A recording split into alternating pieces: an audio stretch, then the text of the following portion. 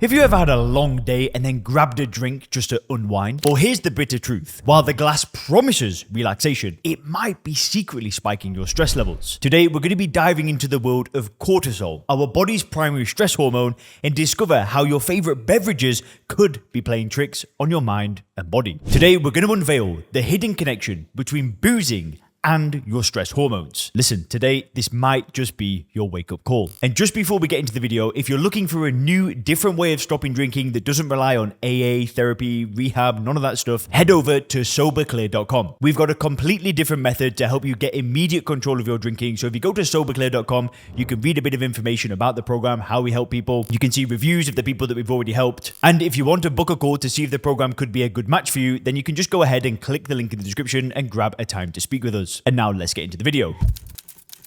So cortisol is a hormone that our body naturally makes. It's synthesized by the adrenal glands, which are small glands located on top of each kidney. After being secreted from the adrenal glands, cortisol travels in the bloodstream and binds to receptors on cells throughout the body. It then affects these cells by regulating their metabolism and the way they express certain genes. Now, because it affects various tissues throughout the body, cortisol has a wide range of effects. These include regulating blood sugar and blood pressure, controlling the cycle of wake and sleep, suppressing inflammation, regulating metabolism, and many more. Crucially, cortisol is also involved in the body's response to stress, often called fight or flight. Imagine walking the savannas of Africa 100,000 years ago and spotting a predator at a distance. Cortisol surges through your body, preparing you to either run for your life or make a heroic stand. The rush of cortisol, in combination with the simultaneous surge of adrenaline, mobilizes all your body's reserves to the task at hand: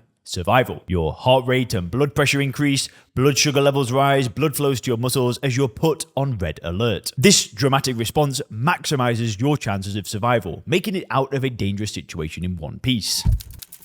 Now, all of this works very well for a brief period of time and under very specific circumstances of danger. But it's obvious that your body cannot sustain being in this condition of heightened alert for very long. So when, for whatever reason, your cortisol levels stay elevated for prolonged periods of time, you can expect a wide range of unwanted symptoms. Remember that cortisol travels widely throughout your body, activating a wide range of tissues. Nearly all tissues in your body have receptors for cortisol, and even the ones that don't have the receptors are subject to the effects of cortisol through indirect mechanisms. For this reason, the symptoms of chronically elevated cortisol can vary from high blood pressure to lowered immunity, anxiety and depression, irritability, troubled sleep, mood swings, fatigue, and problems with your bones, as well as impaired cognition, sexual problems, and menstrual problems in women, among so many other things. So, keeping your cortisol levels in the right parameters is a more or less permanent challenge for your body. Almost any kind of stress that you can imagine will lead to an increase in cortisol within a matter of minutes. Nowadays, obviously, we don't have to worry about predators anymore, but there are still plenty of stresses in the course of our everyday lives. For example, work-related stress, lack of sleep, trauma and infection,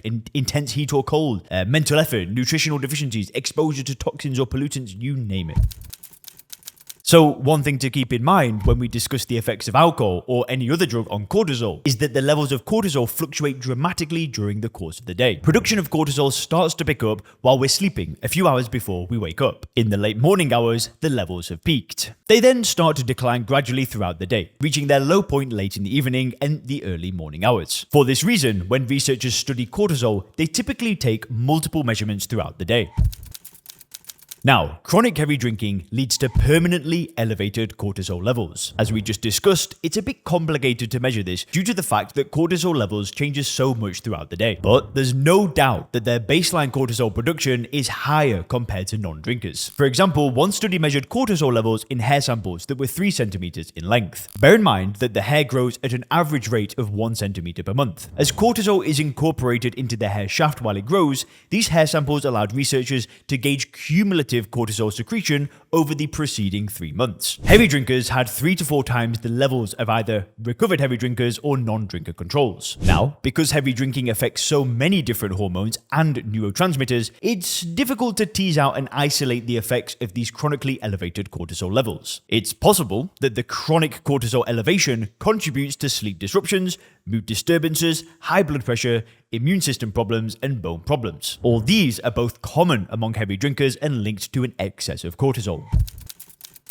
Now, you'd think that after stopping drinking, cortisol levels would then just swiftly drop off and then stay low. And sadly, this is not the case. Stopping alcohol actually leads to a massive surge in cortisol levels. On the first day that they stop, heavy drinkers can have up to 5 times the cortisol levels of normal controls who don't drink. Now, thankfully, this surge is short-lived. Cortisol tapers gradually over the course of a week. Some studies find that after a week, cortisol levels have normalized to the point of resembling those of non-drinkers. Others find that the elevated cortisol levels persist for several or more days, even weeks. These discrepancies probably reflect differences in methodology, measuring methods, patient population, and so on. What all researchers agree on, however, is that the decline in cortisol levels parallels the gradual lessening of alcohol withdrawal symptoms. What's not clear at this point is whether these symptoms are partly caused by the sudden rise in cortisol. So remember that cortisol is meant to be secreted in response to stressful stimuli. Now, nobody understands exactly how alcohol leads to chronically elevated cortisol levels in the first place, or the surge that follows withdrawal. Regardless of the exact mechanism, it appears that chronic drinking leads to longer lasting damage in the cortisol stress response system. In other words, long after they have stopped drinking and the cortisol levels have normalized, former drinkers will respond differently to stressful events compared to non-drinkers. So as researchers put it, their cortisol stress response becomes, quote, blunted.